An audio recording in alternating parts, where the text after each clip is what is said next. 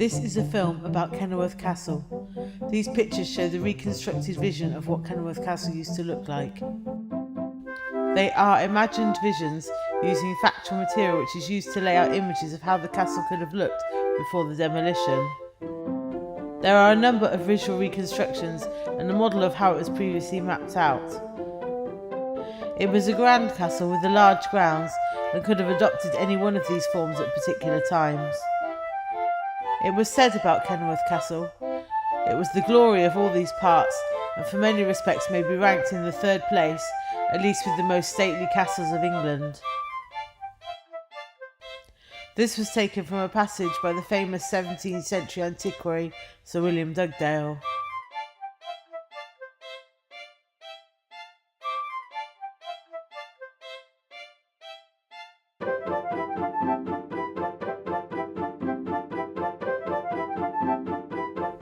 In the 1120s, Kenilworth Castle was built and was mostly a royal castle through time.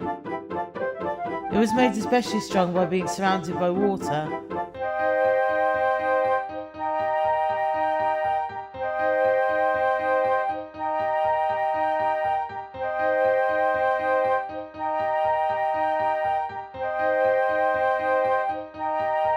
It was built in the 1120s by the Royal Chamberlain Geoffrey de Clington, and as a celebrated construction, it was acquired by Henry II in the 1180s.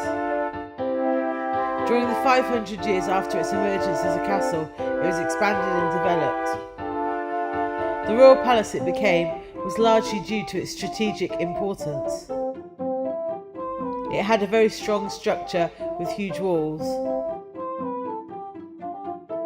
In the early 13th century, King John added stone walls and built a dam to keep off a lake. It was transformed into a hugely strong fortress.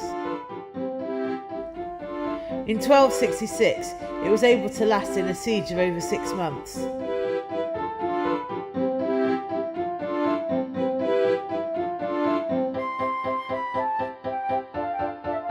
In 1253, Henry gave the castle to his sister Eleanor and her husband Simon de Montfort. The king granted the castle to his son Edmund Crouchback, who held a round table of knights in 1279. In 1390, the Great Hall was expanded and further construction to strengthen and expand continued. In 1399, the castle was returned to the crown. In the 15th century, the Lancastrian kings inhabited the castle.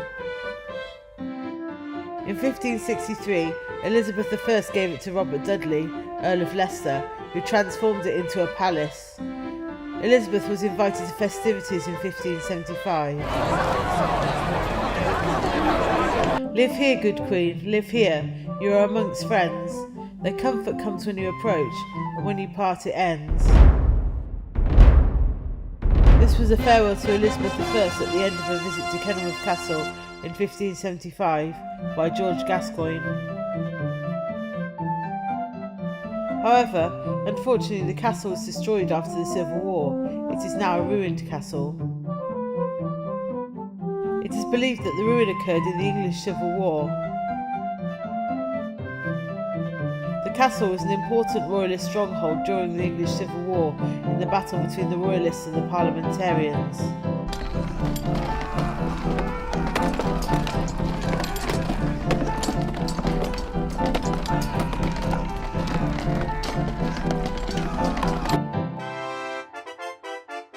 After the imprisonment of Charles I, the parliamentarians authorised the destruction of the castle as it was a royalist stronghold. In 1648 there were royalist uprisings and the parliamentarians were determined to withdraw any power or status the castle represented.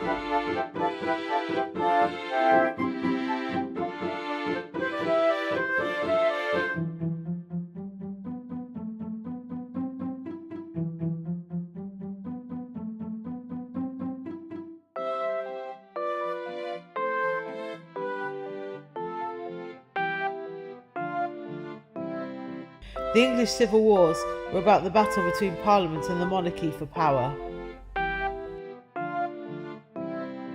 Charles I was in dispute with Parliament and he was removed from power through war.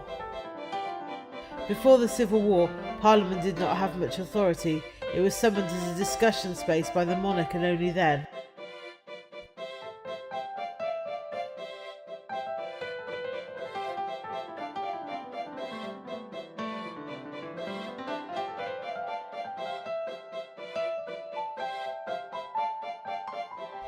During the Long Parliament, many laws were introduced and the objections to the rule of Charles I became clear, and they began to become more and more powerful.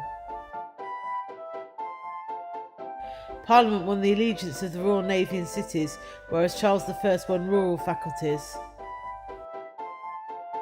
This was not helpful to Charles I, as he was exiled and removed from the throne. The reality was that the parliamentarians, constituted of the gentry and important upper classes, managed to restore a constitutional monarchy with the royal palaces accountable to Parliament, unlike today, where Queen Elizabeth II holds veto and the right to define the rule of law. After the Civil War, royalist strongholds were slighted, which meant they were destroyed as they were believed to be a threat to Parliament, as they could be used as castles for defence, attack and successful siege. Slighting is known as the meaningful and intentional demolishing of part or all of a fortification so that it no longer could be used as a fortress. Other castles as well as Kenilworth were slighted. During the Civil War, this slighting occurred to deny the opposing side their use of a fortress.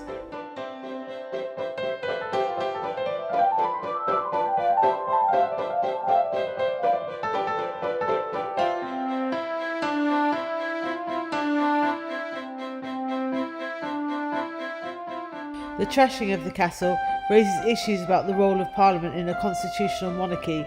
The original defeat of the Royalists in this context encouraged the monarchy to take power and assemble an effective rule of a constitutional monarchy with the shared legal authority and the sanctity of the rule of law.